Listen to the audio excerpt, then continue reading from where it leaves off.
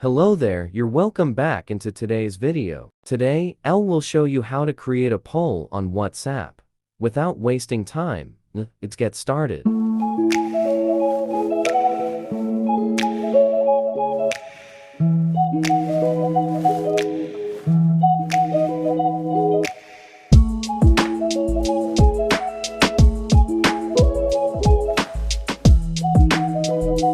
Click here.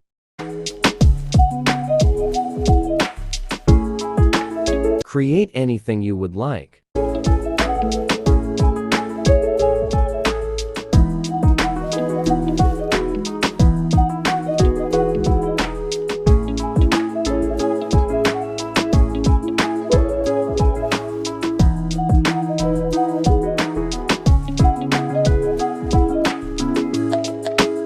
When you feel like you're done, click here.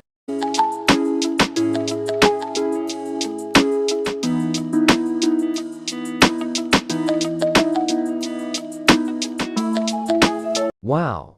Our poll has been successfully created. If at all you found this tutorial helpful, kindly subscribe to this YouTube channel for more helpful videos like this.